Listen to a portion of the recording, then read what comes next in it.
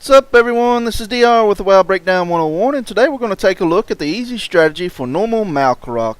I normally only do point of view guides, and will only do raid boss guides if I feel there's an easier strategy than the most common strategy in the raid boss guide. If you are in a raid that is marking where the ground slams are so that everyone knows where to stand for Breath of Your Shahs, then you will want to watch this guide.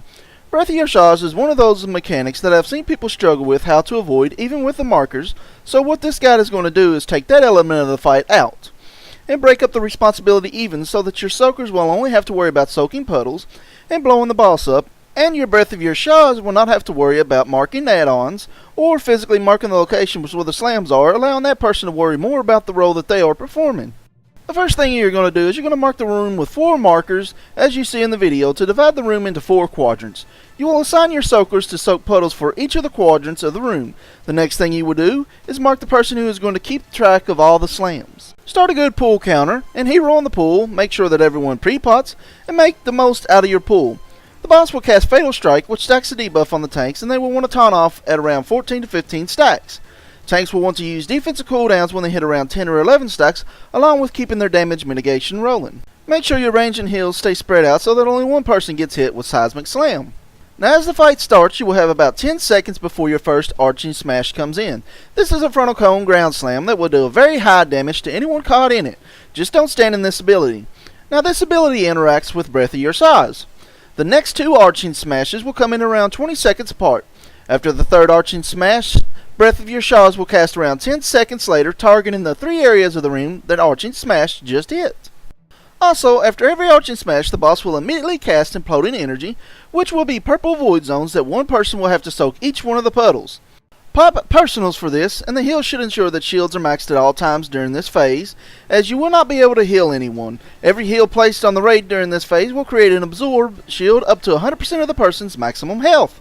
It is a good idea that one of your heals pops a large healing cooldown on the pool to get shields up and rolling. So make sure that after every arching smash, you get ready to soak puddles, because if you just miss one, then the raid will take a huge amount of damage and can cause people to be at very low life and even cause a wipe. Now let's talk about how your raid is going to handle Breath of Your Shahs.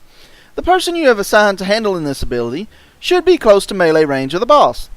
The second the first arching smash goes off, you will want to position yourself in a safe zone just to the edge of where the first smash went off. Stay there until the next smash goes off. Now, if the next smash targets the area you're standing in, then you will want to move just to the side of that smash to be in the safe zone, not in the area that the first smash went off in. If the smash does not target you, then you will want to look at it and keep a mental image of the second smash where it landed. Use the markers that are down to help you keep an image of that. You will then pick which area of the room is safe if the last smash targets the area you were standing in. Now, once the third smash and last smash comes in, if the smash did not target the area of the room you're standing in, then that will be your safe zone for everyone to stack on you. If it did target the area that you're standing in, then you're going to go to the area of the room that you picked to be safe during the second smash. The second the Breath of Your Shahs goes off, you want to get back to your positions so that you do not target the entire raid with Seismic Slam, throwing everyone into the air. By doing this stack method, it allows all of your soakers to just watch for slams and grab the void zones after every slam. It allows your tanks to concentrate on staying alive and taunting off on high stacks of Fatal Strike. And it allows your raid members with no job in the encounter to concentrate on healing or doing as much damage as possible. You will repeat this twice, and after the second Breath of Your Shahs, the boss will enter his Blood Rage phase. Everyone will lose their shields at this point and can be healed. The boss has 2 mechanics in this phase.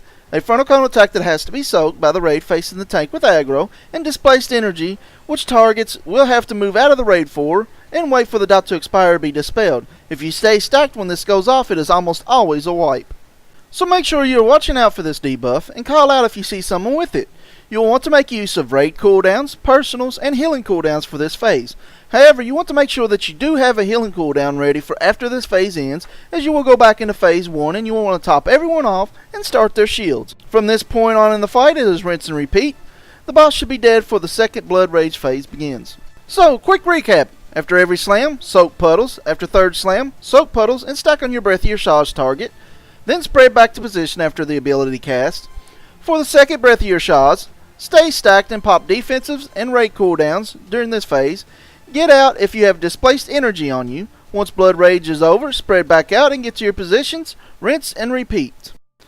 That is all I have for this guide. If it helped you out any at all, then give me a like, share, and subscribe to keep up with future guides and content.